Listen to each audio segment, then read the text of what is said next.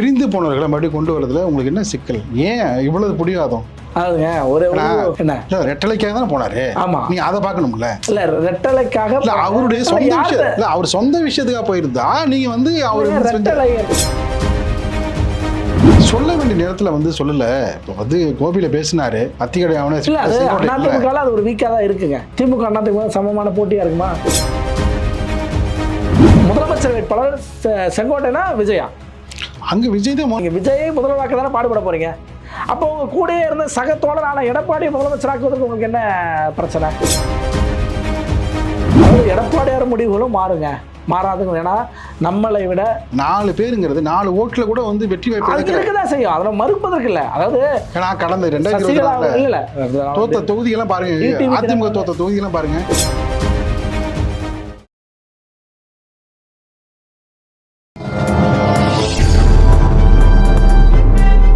பத்திரிகை.com நேயர்களுக்கு இனிய வணக்கம். பரபரப்பான அரசியல் சூழலில் விறுவிறுப்பான கேள்விகளுக்கு வித்தியாசமாக பதிலளிக்க காத்து கொண்டிருக்கிறார் அரசியல் விமர்சகர் ராஜா ஸ்டாலின் அவர்கள். வணக்கம் ராஜா ஸ்டாலின், எப்படி? வணக்கம் சார், நல்லா இருக்கீங்களா? நல்லா இருக்கேன். அதாவது கட்சிகளை கொண்டு வரதுல இப்போ உங்களுக்கும் பாஜகவும் ஒரு போட்டியா? கூட்டணி பலப்படுத்துறதுல உங்களுக்கும் பாஜகவும் ஒரு போட்டி. ஏன்னா முரண்பட்ட கூட்டணியை அண்ணா அமைக்கிற பொழுது ராஜாஜி கொண்டு வந்தார். அதே போல் பார்த்தீங்கன்னா நம்ம மாற்று கருத்துக்களுடைய ஒவ்வொரு கட்சியிலையும் வந்து இணைத்து தான் வந்து வெற்றி பெற்றார் இல்லையா? இப்போ உங்கள் கூடவே இருந்து உங்களுக்காகவே வந்து ஒன்றாவே பயணித்த பிரிந்து போனவர்களை மறுபடியும் கொண்டு வரதுல உங்களுக்கு என்ன சிக்கல்? ஏன் இவ்வளவு பிடிவாதம்? அதுங்க ஒரு கடுமையாக விமர்சனம் பண்ண எஸ்டிஎஸை வந்து எம்ஜிஆர் மறுபடியும் ஏற்றுக்கிட்டார். தனக்கு நிகராக வந்து இல்லைனாலும் கூட பல்வேறு விதங்களில் பார்த்தீங்கன்னா அப்படி வந்து குற்றச்சாட்டு முன்வைத்த காளிமுத்து, திருநாவுக்கரசு எல்லாரையுமே வந்து அரவணைத்து ஜெயலலிதா வந்து மறுபடியும் வெற்றி பெற்றாங்க. ஆரம் வீரப்பனை வந்து மீண்டும் இணைத்து அவருக்கு வந்து அமைச்சர் பதவி கொடுத்தாங்க. ரொம்ப கடுமையான முறையில் இப்போ எடப்பாடியை அந்த அளவுக்குலாம் வந்து ஓபிஎஸோ டிடிவியோ அது போல சசிகலா இன்னைக்கு வரைக்கும் என்ன சொல்கிறாங்க? மீண்டும் ஒற்றுமை, அதை நோக்கி தான் அவங்களுடைய வார்த்தை வருது. இல்லை டிடிவியோடைய வார்த்தை வேறு விதமாக இருந்தாலும் ஓபிஎஸ் இன்னைக்கு என்ன சொல்கிறாரு? இப்போ 2 வாரத்துக்கு முன்னாடி சொன்னது என்னன்னா, நான் 15ஆம் தேதி வந்து நான் ஒரு புதிய அறிவிப்பு வெளியிடுவோம்னு சொன்னார். இன்னைக்கு என்ன சொல்கிறாரு அவர்? இப்போ நீங்களும் வந்து ஜெயலலிதா பேர நல்லா சொன்னீங்க, அதாவது எந்த தியாகத்துக்கு நான் செல்ல தயார் அப்படின்னு சொன்னீங்க. ஆனால் பொதுக்குழுல அதுக்குள்ளே என்ன உங்களுக்கு ஒரு மாற்றம்? இல்லைங்க, அதாவது நீங்கள் எஸ்டி சோமசுந்தரம் போன்றவர்களோ அல்லது காளிமுத்து போன்றவர்களோ என்ன செய்யலை அப்படின்னா, கட்சியுடைய அலுவலகத்தில் போய் உடைச்சி கட்சியுடைய டாக்குமெண்ட் எடுத்துகிட்டு உரிமையோட போயிருக்காங்க. டாக்குமெண்ட் எடுத்துட்டு போறதுக்கு ஒரு முன்னாள் முதலமைச்சர் அந்த இடத்துக்கு போறதுக்கு அவருக்கு அது நடந்த நாள் வச்சுங்க. பொதுக்குழு ஸ்ரீவாரி மண்டலத்துல நடக்குது. என்ன அதே நாளில் வந்து நான் தான் கட்சிக்கு உரிமைங்கிற மாதிரி காட்டுவதற்காக ஒரு வேலையை வந்து நீங்கள் போய் அந்த அலுவலகத்தை கைப்பற்றுவதுங்கிறது வேற. அங்கிருந்து டாக்குமெண்ட்டே நீங்கள் எடுத்துட்டு உங்கள் வேலையில் தானே ஏற்றிட்டு போனாங்க.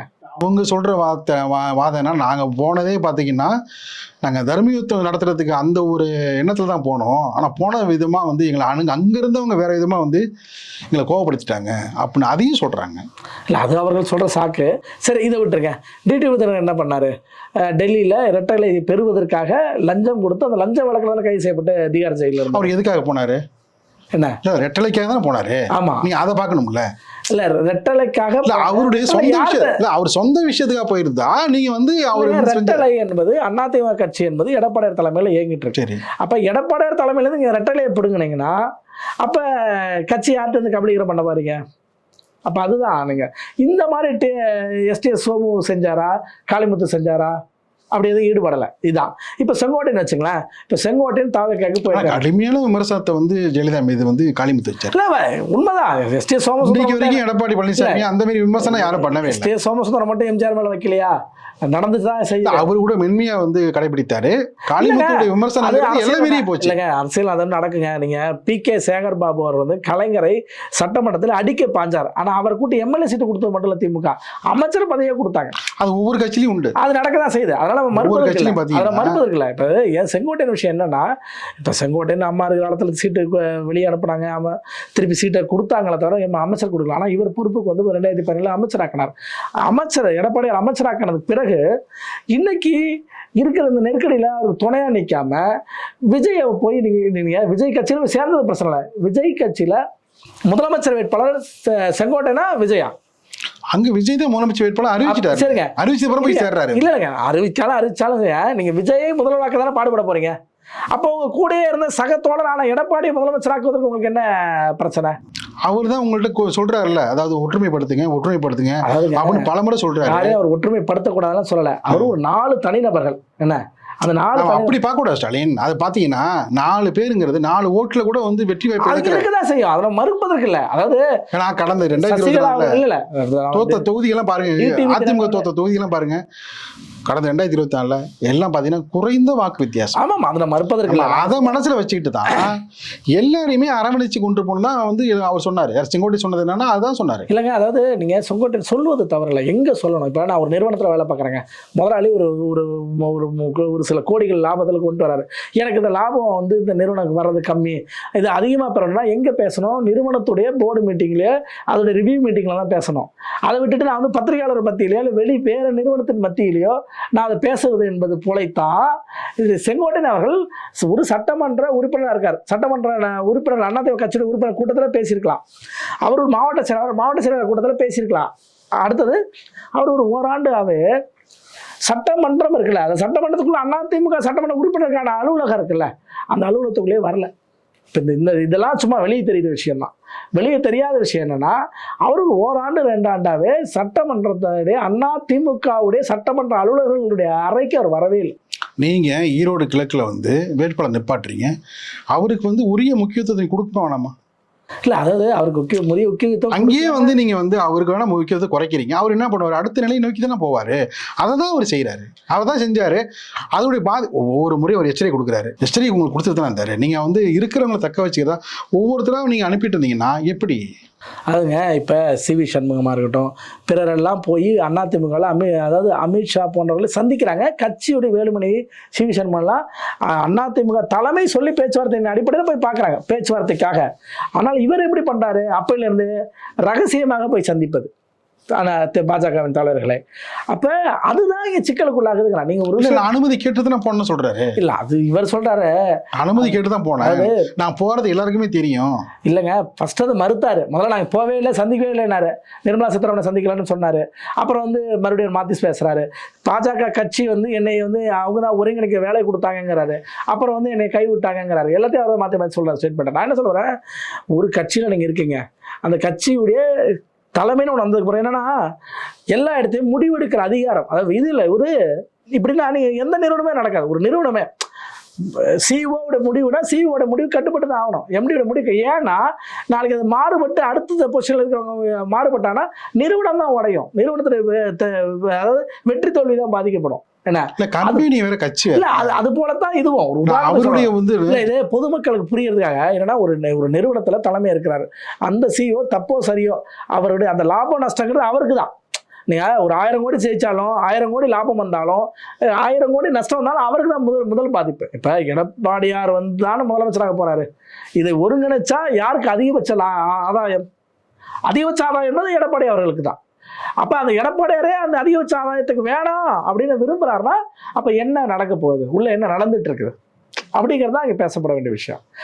அந்த விஷயம்தான் மனக்கசப்பான விஷயமா இருக்கிறதுனால தான் அவர் ஒரு ஓராண்டாகவே செங்கோட்டையனுக்கும் எடப்பாடியாருக்கான டேர்ம்ஸ் அண்ட் கண்டிஷன் சரியில்லை அப்படி சரியில்லைங்கிறதுனால தான் அவர் அங்கே சட்டமன்றத்துக்குள்ளே இருக்கக்கூடிய அலுவலகத்துக்குள்ளே அவர் போலையே. ஆக இதுதான் விஷயம். ஆனால் இதில் அமைதி காக்கணும். ஏன்னா இப்போ நிறையா முன்னாள் எம்எல்ஏக்கள் மினிஸ்டர்கள்லாம் ஒதுக்கி வைப்பாங்க. ஒரு 6 மாதம் இல்லை 6 வருஷம் கூட அப்படியே அமைதியாக இருப்பாங்க. அப்புறம் பார்த்தா அவர் கூட்ட எம்பி சீட் கொடுப்பாங்க, மினிஸ்டர் சீட் கொடுப்பாங்க. அப்படியே நடந்த வரலாறு உண்டு. 2 கட்சியிலுமே திமுக நடக்கும், அதிமுக நடக்கும். அதிமுக கட்டாயம் அது நடந்திருக்கு அந்த மாதிரிலாம். ஆக அது போல் நடக்கும். ஏன்னா எப்படி எஸ்டிஎஸ் நடந்த மாதிரியோ அல்லது இவருக்கு காளிமுத்துக்கு நடந்த மாதிரியோ அது நடக்கலாம். நீங்க சொன்ன சபாநாயகர் அளவுக்கு காளிமுத்தை கொண்டு வந்து வச்சாங்க அம்மா அவர்கள், அந்த அளவுக்கு வர வாய்ப்பு உண்டுதான். ஆனால் அதுக்கு சில காலம் காத்திருக்க வேண்டிய அவசியம் இருக்கு. ஏன்னா இந்த தேர்தல் நேரத்தில் என்னென்ன செய்யணுமோ அதெல்லாம் வந்து செய்ய வேண்டியதுங்கிறது ஒரு கட்சியினோட கடமை. அதாவது கடுமையாக வந்து விமர்சனம் பண்ணால கூட வந்து மறுபடியும் இணைத்து வெற்றி பெற்ற வரலாறு ஒவ்வொரு கட்சியிலையும் இருக்கு. ஆமாம் ஆமாம், அதெல்லாம் நம்ம ஆய்வுக்கு உட்படுத்தணும். அதுதான் உதாரணமாக சொன்னேன். சேகர் பாபு அடிக்கே பாஞ்சாரு கலைஞரை, தன் தந்தையை அடிக்கே பாஞ்சாரு கூட்ட அழகு பார்க்கலாமா நீங்க அமைச்சர் பதவி கொடுத்து? ஏன்னா அதிகாரம் முக்கியம். ஏன் அவர் செஞ்ச அதிகாரம் மட்டும் இல்லை, களத்துல வந்து இருக்கிற சூழலை புரிஞ்சுக்கிட்டு செய்ய வேண்டிய ஒரு கட்சி. சென்னை முழுக்க திமுக வலுன்னு சொல்லப்பட்டாலும் நார்த் மெட்ராஸ்ல மதுசூதன், ஜெயக்குமார், முன்னாள் எம்எல்ஏ வெற்றிவேல், என்ன இவர்கள் எல்லாம் வலுவாக இருந்தாங்க. பி.கே. சேகர்பாபு வலுவாக இருந்தார். ஏழுமலை மறைவுக்கு பிறகு இவருடைய ஆதிக்கங்களை இவங்க 4 பேருடைய ஆதிக்கம் அங்க இருந்துச்சு. அதனால ஏழுமலை இருக்கிற வரைக்கும் பாத்தீங்கன்னா அவருடைய தலைமையில தான் எல்லாமே. ஆமா. அதன் பிறகு நம்ம அதை மறுப்பதற்கு இல்லை. அவர் வந்ததுக்கு பிறகு இவரெல்லாம் வந்து இன்னைக்கு நிற்கிறாங்க. அப்படிங்கும்போது இப்போ யதார்த்தமாக கொரோனாவில் வெற்றியாளர்கள் இறந்துட்டாரு, மதுசூதன் மைதீன் முப்பா இறந்துட்டாரு. இப்போ ஜெயக்குமாரும் சேகர்பாபு மட்டும்தான் 2 பேர் இருக்காங்க. அப்போ சேகர்பாபு திமுக கொண்டு வந்த அடிப்படையில் நார்த் மெட்ராஸ்லையும் திமுக வலுவான இடத்துல வரணும் வந்துருச்சு. அப்போ அந்த இடத்துல தான் வந்து அந்த விஷயம் தேவைங்கிறதுக்காகத்தான், அவரை செல்வாக்கு ஆக்குவதற்காகத்தான் திமுக வந்து ஒரு அமைச்சர் பதவி அளவு கொடுத்துருக்காங்க. ஆக அது போல தேவைப்படுற இடத்த அங்கே மாறும். அதாவது எடப்பாடியார் முடிவுகளும் மாறுங்க, மாறாதுங்க. ஏன்னா நம்மளை விட இப்போ ஒரு சாதாரணமாக ஒரு கவுன்சிலர் ஆக போகிறவங்க எவ்வளோ கவனமாக இருப்பான். அப்போ எம்எல்ஏ ஆகிறவங்க என்ன கவனமாக இருப்பாங்க, முதலமைச்சராக போகிறவங்க 100 மடங்கு கவனமாக இருப்பாங்க. ஆக இது நடக்காததான் நான் சொல்ல. அரசியல் எது வேணாலும் நடக்கலாம், எப்போ வேணாலும் மாறலாம். அடுத்த நாள் இரவு மாறிடுங்க, காட்சிகள் மாறும். உங்களுக்கு நீங்க 4 மாசம் இருக்குன்னு சொல்றீங்க. 4 மாசங்கிறது 4 நாள்ல போயிடும் அரசியல். ஆமா, அது கரெக்டாக.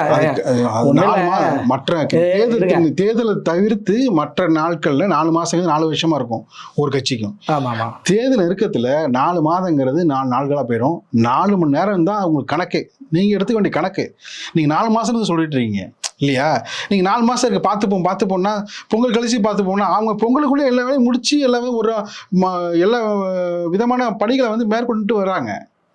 அப்படிங்கிறப்ப நீங்க இன்னும் வந்து வேகம் காட்டணும்ல.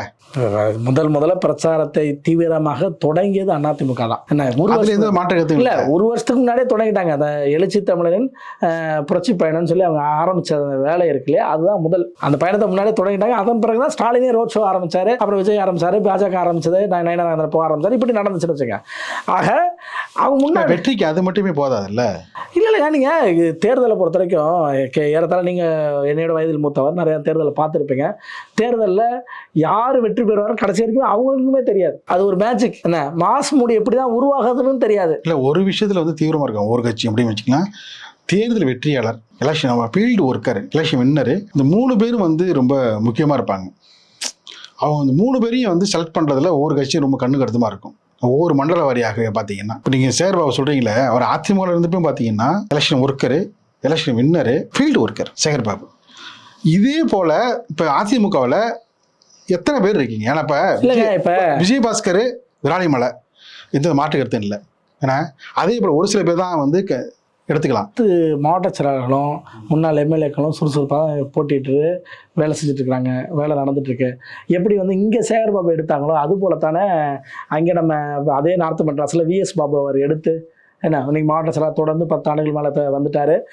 கொளத்தூர் தொகுதியில் போட்டி மீண்டும் ஸ்டாலினுக்கு எதிராக நிறுத்துறதுக்கான வாய்ப்புகள் அதிகமாக இருக்குது.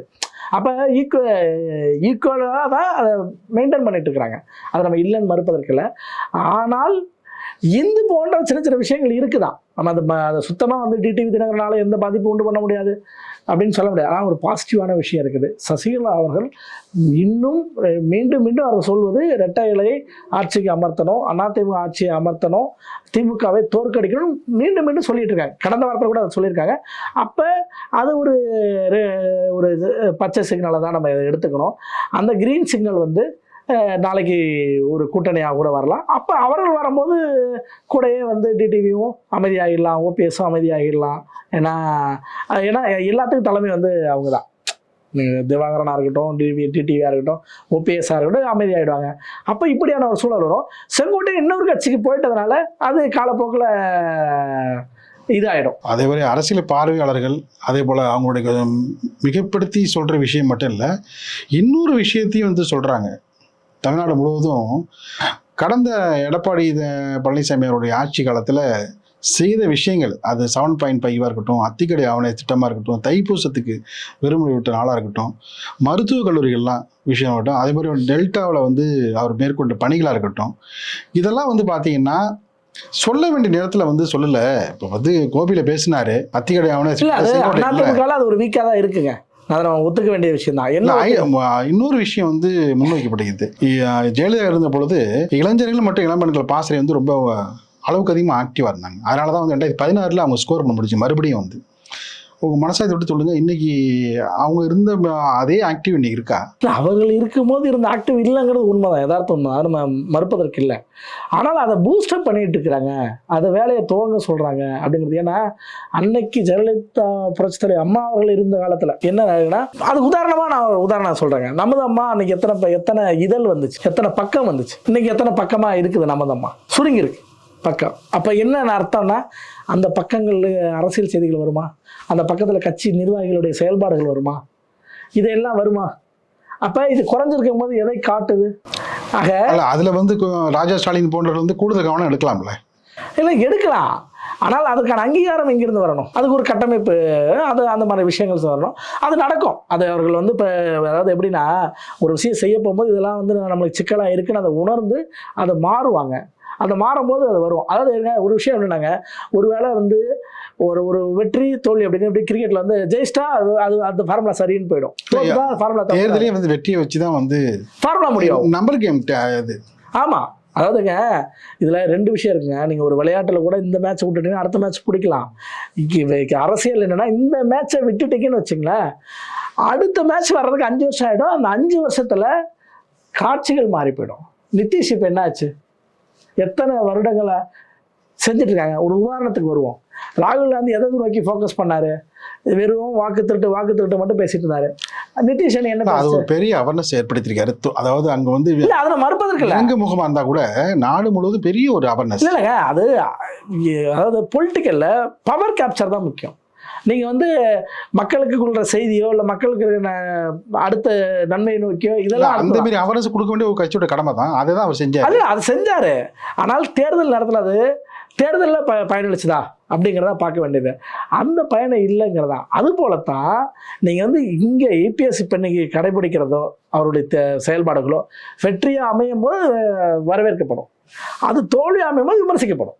இப்போ நீங்கள் ஒரு உதாரணம் சொன்னீங்க, நமதாமாங்கிற பொழுது இதே போல் நிறைய இடங்களில் எடப்பாடியோடைய கவனம் வந்து கூடுதல் கவனம் வந்து அவசியம் தேவைப்படுதுன்னு எல்லாருமே வந்து சொல்கிறாங்க.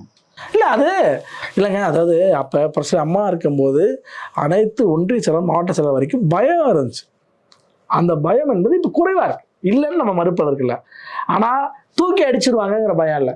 அப்போ வந்து எங்கே உச்சத்தில் இருந்தவனாலும் தூக்கி அடிப்பாங்க. ஒரு அமைச்சர் இருப்பார், நாளைக்கு காலையில் அவர் வந்து அமைச்சராக இல்லாமல் இருக்கிறதுக்கு வாய்ப்பு அதிகமாக இருக்கும். இன்னைக்கு அப்படியான சூழல் இல்லை. இன்னைக்கு இந்த மாவட்ட செயலர் நாளைக்கு அவர் இருக்க மாட்டார், இந்த ஒன்றிய செயலர் நாளைக்கு அவர் இருக்க மாட்டார் அப்படின்னு சொல்லுவதற்கு இல்லை. அவர்கள் வந்து கட்சிக்கு எதிராக ஏதாவது இந்த மாதிரி வெளிப்படையாங்க. செங்கோட்டையன் எவ்வளோ பெரிய வாய்ப்புங்க, ஏறத்தாழ அது அந்த ஒரு 1.5 வருஷம் 2 வருஷம் ஓடிட்டு இருந்துச்சு. இதே புரட்சித்தலை அம்மா காலத்தில் வச்சுக்கலாம், செங்கோட்டையன் இல்லை, யாரோ ஒரு பவரில் இருக்கிற ஒருத்தர் வந்து எதாவது பண்ணுறாருன்னு வச்சுக்கலாம், எத்தனை நாளில் நடவடிக்கை நடக்கும்? 24 hours 24 மணி நேரத்தில் அவர் பொறுப்பு விட்டு நிற்கிருப்பாங்க. ஆனால் இங்கே இவருக்கு என்ன ஆச்சு, வருஷக்கணக்கில் ஓடிட்டு இருந்துச்சு.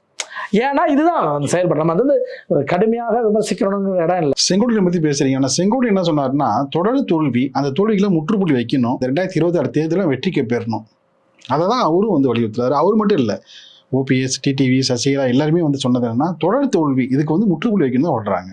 நான் சொந்த வார்டுலேயே வந்து ரொம்ப பின்தங்கிய நிலையில் ஸ்கோர் பண்ணது எல்லாம் வந்து சுட்டிக்காட்டி தான் இந்த விஷயத்தை வந்து முன்னெடுத்து பேசுகிறாங்க. அதை வந்து நீங்கள் வந்து ஒரு ஆக்கப்பூர்வமாக எடுத்துக்கலாமே. இல்லை, அது அவர் சொல்கிறது நம்ம ஆக்கப்பூர்வமாக இல்லைன்னு இல்லைங்க. அது செங்கோட்டையன் அவசரப்பட்டார் தான் நம்ம சொல்லுவோம். அது வந்து அவருடைய கருத்து சொல்லக்கூடாதுங்களா, சொன்ன இடம் தப்பு அப்படிங்கிறது தான். அது ஒரு பொதுக்குழுவாக இருக்கு. செங்கோட்டையன் மட்டும் இல்லை, எல்லாருமே ஓபிஎஸ் ஆதரவாளர்களாக இருக்கட்டும், டிடிவி ஆதரவாளர் இருக்கட்டும், எல்லாருமே டிடிவி தனி கட்சி ஆரம்பிச்சிருந்தா கூட அவர் என்ன சொல்கிறாரு, இதுக்கெல்லாம் ஒரு முற்றுப்புள்ளி வச்சு எம்ஜிஆர் தோத்தாருங்க 80ல், மறுபடியும் வந்து 84ல் அபாரமா ஜெயிச்சார். ஜெயலலிதா தோத்தாங்க, மறுபடியும் வந்து ஆட்சி அமைச்சாங்க. கட்சியுடைய தலைமைக்கு தான் அந்த விஷயங்கள் வந்து தெரியும், என்ன உள்ளுக்குள்ள என்ன நடந்துச்சு, செங்கோட்டையன் அவருக்குமான விஷயம் என்ன, ஓபிஎஸ்க்கு இவர்களுக்குமான விஷயம் என்ன நடந்துச்சு அப்படிங்கிறது. அது நம்ம ஒரு பார்வையாளராக நமக்கு அது பெருசாக தெரியாது. ஆனால் இது செஞ்சிருக்கலாம் அப்படிங்கிறதா. அது தேர்தலுக்கு பிறகுதான் அந்த அவர் எடுத்த முடிவு சரியாக தப்பாங்கிற முடிவுக்கு பிறகுதான். ஆனால் அதற்கு முன்னாடி இன்னும் ஒரு சில விஷயங்கள் சரி பண்ணிக்கலாம். ஆனால் இப்பயும் காலம் கெட்டு போகலை. இப்போ இருக்கிற கூட இந்த பொதுக்குழு கூட்டம் கூட என்ன சொல்ல வருது அப்படின்னா, ஒரே தகவல் தான், அதிமுக தலைமையில் கூட்டணி. அப்போ இது பாஜகவுக்கு சொல்லுகிற செய்தி என்ன, நாங்கள் தலைமை கூட்டணி ஆட்சிங்கிற விஷயத்தெல்லாம் முன்மொழியாதுங்க, நம்ம கூட்டணியில் இருக்க கூட்டணியில் தொடருவோம். ஆனால் தலைமை அதிமுக தான். அதிமுக தலைமையில் யார், எடப்பாடியார் தான் தலைமை. அப்படிங்கிற செய்தி தான் சொல்லியிருக்கேன். மீதி எல்லாமே மற்ற விஷயங்கள்ல தான். அந்த 16 தீர்மானங்களில் மிக முக்கியமாக கவனிக்கப்பட்ட தீர்மானம் இந்த 2 தான் நான் பார்க்குறேன். இதனால் டிடிவியோ ஓபிஎஸோ சசிகலா அவர்களோ இதற்கு இந்த தேர்தலுக்குள்ளேயே வரமாட்டாங்க அப்படிங்கிறதுலாம் இல்லை. அதை நம்ம உறுதியாக வரமாட்டோம். தலைவர்கள் என்ன ஒன்று சொல்லிட்டு இருக்கலாம், ஆனால் கட்டாயம் அது காட்சிகள் மாறும். செங்கோட்டையன் ஒரு இடத்துல செட்டில் ஆகிட்டார். அது மட்டும் திருப்பி நடக்க வாய்ப்பு இல்லை. ஆனால் அதுவும் ஒரு காலகட்டத்துக்கு பிறகு நடக்க வாய்ப்பு இருக்கு. இப்போ நீங்கள் வந்து வலிமையாக இல்லாத காரணத்தினால தான் அண்ணாமலை வந்து தினகரனை அழைத்து அங்கே வந்து பேசுகிறாரு கோயம்புத்தூரில், இல்லைங்களா? இப்போ கூட்டணியில் இருக்கிறீங்க இல்லைண்ணே, நான் உங்களை கூட்டு பேச பிரச்சனையாகும் அப்படின்னு சொல்லியிருந்தா தினகரன் போய் பார்த்துக்க மாட்டார்ல. அந்த கட்சியில், அதாவது பாஜக இருப்பவர்கள் சரி, அதிமுக இருப்பவர்கள் சரி, எப்படியாவது ஒரு வழி ஆட்சிக்கு வரணுங்கிறதுக்காக, கூட்டணி ஆட்சி அமையணுங்கிறதுக்காக ஏதாவது ஒரு முயற்சி வந்து எடுத்துக்கிட்டு தான் இருக்கிறாங்க. அது அடிப்படையில் தான். அதாவது இப்போ நான் உங்களுக்கு உதாரணத்துக்கு ஒன்று சொல்கிறேன். இப்போ பண்ருட்டி ராமச்சந்திரன் அவர்கள் வந்து அதிமுகவில் இருந்தார். அதிமுகவில் இருந்து தேமுதிகவுக்கு போனார். அவர் பல்வேறு கட்சிகள் இருந்தார். பாமகவுக்கு போனார். அது மாதிரி நடந்துச்சு. அவர் ஒவ்வொரு கட்சியிலும் இருந்த பொழுது அந்த கட்சியை வந்து நல்ல நிலைக்கு, ஆமா, நல்ல நிலைக்கு வந்து அதான் சொல்ல வரேன். அது வந்து எம்ஜிஆர் அதான் சொல்ல வந்து எம்ஜிஆர் கிட்ட வராரு, எம்ஜிஆரை வந்து நிப்பாட்டுறாரு. எம்ஜிஆர் நம்பிக்கை ஒரு நபரா இருக்காரு. ஐநா சபை வரைக்கும் போறாரு. இல்ல அதுதான் திமுக அதிமுக இணைப்பு வந்து எல்லாரும் விரும்புறாங்க. அதுல உள்ள சாதக பாதங்களை எடுத்து சொல்லி அந்த இணைப்புக்கு முட்டுக்கட்டை போட்டு இன்னைக்கு அதிமுக வலுவா இருக்கிறதுக்கு அவர் ஒரு காரணம். ஆமாங்க. அதே போல வந்து பாமக முதல் எம்எல்ஏ அவர் தான். தேமுதிக வந்து தேமுதிக 2006 ஒரே ஒரு தொகுதி ஜெயிச்சிருந்த கட்சியை 2011 ஒரு எதிர்கட்சி அந்த ஸ்தலம் உயர்த்தி 3வது இடத்துக்கு திமுகவை தள்ளனது பண்ருட்டியாருடைய முயற்சி தான். 2005லயே அங்க வந்து கோவிந்தசாமிக்கும் வள்ளுவனுக்கும் பிரச்சனை இங்க விருத்தாசலத்துல. ஆமா, 2 பேரும் வந்து சொல்றாங்க. 2 பேரும் சொல்றத வந்து எடுத்துக்கிட்டு பாமக தலைமை வந்து ஆய்வு பண்ணி 2 பேருக்கும் வந்து கூப்பிட்டு சமாதானப்படுத்தியிருந்தா 2006 விஜயகாந்த் ஜெயிச்சிருக்க முடியாது. ஆமா ஆமா. என்ன பண்ணிடுறாங்கன்னா கோவிந்தசாமிக்கு மட்டும் ஆதரவா இருந்துக்கிட்டு வள்ளுவனை வந்து புறக்கணிக்கிறாங்க. அந்த விஷயத்த வந்து பண்ருட்டி கையில் எடுக்கிறாரு. அதே போல தமிழ்நாடு முழுவதும் கையில் எடுத்தாரு. பாமக வந்து படுதோல்வி அடைஞ்சுது. தேமுதிக வந்து மறுபடியும் நிப்பாட்டினார். எதுக்கு சொல்லணும்னா அவர் அரசியல் சாணக்கிற அரசு எதுக்கு எந்த நேரத்தில் என்னென்ன செய்யணுமோ அதெல்லாம் செஞ்சே ஆகணும். செய்ய தவறினா அந்த ஒரு வீழ்ச்சி. எனக்கு என்ன சொல்ல வரீங்கன்னு புரியுது. அதாவது அந்த பண்ருட்டியாரு அப்படி ஒரு அரசியல் எப்படி நகர்த்திட்டு போனோம், வெற்றியை நோக்கி எப்படி நகர்த்திட்டு போனோம். ஏன்னா அவர் இருந்த எல்லா பர்ஃபார்மன்ஸ் அப்படிதான். திமுகலேருந்து அதிமுக வந்து பர்ஃபார்ம் பண்ண வச்சாரு. கட்சி அவர் ப்ளஸ் சேர்ந்து ஒரு பர்ஃபார்ம். அடுத்தது பாமகக்கு போனார். பாமக முதல் எம்எல்ஏவாக இருந்தார். பாமக அவர் இருக்கிற காலத்தில் நல்லா வலுவாக இருந்துச்சு. அவருக்கு தீரனுக்கு பிரச்சனை, அதனாலதான் அடுத்தது தேமுதிக வந்தார். தேமுதிக ஒரு எம்எல்ஏ இருந்த கட்சியை வந்து எதிர்கட்சி அந்தஸ்துக்கு 29 எம்எல்ஏ அளவுக்கு உயர்த்தி காட்டினாரு. ஏன்னா அவர் நினைக்கலன்னா எனக்கு அதிமுகவும் தேமுதிக கூட்டணிங்கிறது சாத்தியமாயிருக்காது. அப்படி அதை பண்ணி காட்டினாரு. அதன் பிறகு விஜயகாந்துடைய மறைவுக்கு பிறகு மெல்ல மெல்ல வந்து மீண்டும் அதிமுக இணைஞ்சிட்டார். அப்ப இதுதான் நான் இங்கே உதாரணம் சொல்ல வரேன். செங்கோட்டை இன்னைக்கு அவர் போன்றவர்களை வந்து எடப்பாடி பழனிசாமி பயன்படுத்துறது தவறிட்டாரோ அந்த கேள்வி இருக்குல்ல. ஆமா, அது நம்ம மறுப்பதற்கு இல்லை. நான் எடப்பாடியார் பயன்படுத்தலைங்கிறதும், பண்ருட்டியாரை பயன்படுத்திக் கொள்ளவில்லை என்பதும், செஞ்சியார் போன்றவர்களை பயன்படுத்திக் கொள்ளவில்லை என்பதும், ஏன்னா மூத்தவர்கள் 80 வயசு கடந்த. நீங்க செஞ்சியாரை பத்தி பேசுறதுனால இந்த கேள்வி நான் முன்வைக்கிறேன். செஞ்சியாரை வந்து ஒருங்கிணைந்த தென்னார்காடு மாவட்ட செயலாளர் திமுகவில். மதிமுக வந்து நிப்பாட்டினதுல செஞ்சியாருடைய பங்குங்கிறது சாதாரணமான விஷயம். ஆமா இல்லைங்களா? இப்ப அதிமுக போன எல்லாரையுமே திமுக பயன்படுத்துற பொழுது திமுக வந்த செஞ்சியார அவருக்கு உள்ள முக்கியத்துவம் இன்னைக்கு வரைக்கும் கொடுத்துறீங்களா? முக்கியத்துவம் கொடுக்கலன்னு சொல்ல முடியாது. ஆனா அதே சமயத்துல பயன்படுத்திக் கொள்ளவில்லை. அதாவது நீங்க ஒரு ஒண்ணு இல்லைங்க. இப்போ விக்கிரவாண்டி இடைத்தேர்தல் இருக்கு இல்லையா, அந்த இடைத்தேர்தலில் கூட இவங்க வந்து புறக்கணிச்சிருக்காம செஞ்சியார் வேட்பாளர் நிறுத்தி இருந்தாலும் வேற மாதிரி மாறி இருக்கும். அப்ப நீங்க தொடர் 10 தோல்விங்கிறதுக்கு முற்றுப்புள்ளி வச்சிருக்கலாம். அதுதான் நீங்க பேசுறாங்க. ஏன் வந்து கண்டிதான் நாம ஒரு விமர்சனம் என்பது நியாயமாக தேவைப்படுற விமர்சனத்தை செஞ்சிருக்கணும். இங்க அவரு மட்டும் இல்ல, திருக்குறள் முனுசாமி ஜெயிச்சாரு. ஆமா, ஜெயிச்சாருங்க. அதெல்லாம் சாதாரண விஷயம் இல்ல. அவருடைய பணம் அப்பெல்லாம் சொல்லுவாங்க, ராக்கெட்ல இது ஹெலிகாப்டர்ல இருந்து பணமழை பொழிஞ்சதும்பாங்க. அப்படி பணமழை பொழிஞ்ச இடத்துல திருக்குறள் முனுசாமி சாதாரண எளிய நபர் ஜெயிச்சாரு. இதே போல உளுந்தூர்பேட்டையில சத்தியவாணி முத்து நிற்கும் போது அறியப்படாத ஒரு துலுக்கானம் ஜெயிச்சாரு. மிகப்பெரிய செல்வாக்கா விஜயகாந்த் இருக்கும் போது குமரகுரு அவர்கள் வந்து ஜெயிச்சாரு. 3ஆவது இடத்துக்கு தள்ளாரு விஜயகாந்த் அவர்களை. இங்க எழும்பூர் நல்ல தம்பின்னு ஒரு சைக்கிள், ஆமா சைக்கிள் கிடைச்சிருக்கு, அவர் ஜெயிச்சாரு. இப்படி நிறைய எளியவர்கள் அரசியல்ல வெற்றி பெற்றிருக்காங்க. அது போல நிறைய நடந்திருக்கு. ஆனால் செஞ்சியாரை பயன்படுத்தி இருக்கணும். இந்த விக்கிரவாண்டி தேர்தலில் இறக்கியிருந்தா நீங்கள் என்ன வேணால் காரணம் சொல்லுங்கள், இடைத்தேர்தலில் ஏன் அவங்க இறங்கணும்? அது வந்து ஒரு மிஸ்டேக். அது நம்ம தவறு தான். அது நம்ம தவறு இல்லைன்னு நம்ம அதை தூக்கி பிடிக்க வேண்டிய அவசியம் இல்லை. ஏன்னா அந்த விஷயத்தை செஞ்சிருந்தா இந்த 10 தோல்விக்கு முட்டி வச்சிருக்கலாம். ஏன்னா பாமக ஒரு வாக்கு வங்கி பிரிக்குமா? திமுக அதிமுக சமமான போட்டியா இருக்குமா? அப்ப அந்த மண்ணின் மைந்தர், அந்த மண்ணை சேர்ந்தவர் வெற்றி பெற்றிருந்தாருன்னா முடிச்சிருக்குமா? அந்நியர் சிவாவா செஞ்சியாராங்க மக்கள் யாரை தேர்ந்தெடுத்திருப்பாங்க? சீனியராகவும் முன்னாள் அமைச்சரும் கூட, முன்னாள் மத்திய அமைச்சரும் கூட. அவருக்கு அரசியல் தெரியும் அப்படின்னா வச்சீங்கன்னா செஞ்சில ஆரம்பிச்சு அதாவதுங்க முட்டை வரைக்கும் வந்து ஆசை பண்ணாரு. இன்னைக்கு அந்நியூர் சிவாவுக்கு அரசியல் பண்ணது யாருங்க? கூட இருந்து அவருக்கு பொன்முடி உதனாரு. ஆனா அந்த பொன்முடிக்கு ஆசான் வந்து செஞ்சார் தானே. பொன்முடிக்கு மட்டும் இல்ல, மஸ்தானுக்கு. ஆமா, இல்ல மஸ்தானுங்கிறது புதிய அமைச்சர் தான். ஆனா பழைய அமைச்சர் வந்து பொன்முடி சொல்ல வரேன், அவருக்கே ஆசான் வந்து செஞ்சியார் தான். அப்ப செஞ்சியாருடைய தேர்தல் அவர் நிற்கும் போது அவருடைய வரவு செலவுகளை பார்த்து கொள்வதற்காக படித்த ஒரு இளைஞர் வேணும்னா பொன்முடியை கொண்டு வந்தாங்க. அப்படிப்பட்டவர் தான். அப்ப அப்படிப்பட்டவரை இன்னைக்கு வந்து அவருக்கு ஜூனியரா இருக்கக்கூடிய அந்நியர் சிவாவை நிற்கும் போது எதிர் வேட்பாளரா நீங்க செஞ்சியாரை போட்டிருந்தீங்கன்னா ரிசல்ட் மாறி செஞ்சியார் அப்படிலாம் குரலார் கோபிநாத் 2 பேரும் நிப்பாட்டிட்டு யாரா 2 பேரும் யாராவது செஞ்சியார் நல்ல சாய்ஸ். ஏன்னா ஒரு திருக்குறள் முனுசாமி செஞ்சியார் நல்ல சாய்ஸ். திருக்குறள் முனுசாமியோடைய தொகுதியில அதுவும் வருது. ஆமா, விக்கிரவாண்டி. ஆமா, அவர் திண்டிவனத்துல ஜெயிச்சார்ல, அதிக வாக்கு வித்தியாசம். பழைய கோவிந்தசாமி நின்ன முகையரையும் சேர்த்து கொண்டு திண்டிவனத்தையும் சேர்த்து கொண்டு உருவான ஒரு புதிய தொகுதி. ஆமா, அதனால அந்த பாரம்பரியம் உண்டு. அதை இவர்கள் தவற விட்டுட்டாங்கிறத நம்ம சொல்லணும். அந்த பஸ், அந்த ட்ரெயினை மிஸ் பண்ணிட்டாங்க. தொடர்ந்து பேசும் நிகழ்ச்சி பங்கேற்ற பலர் கருத்துக்களை தெரிவித்து மிக இதே எங்களுக்கு மிக்க நன்றிங்க.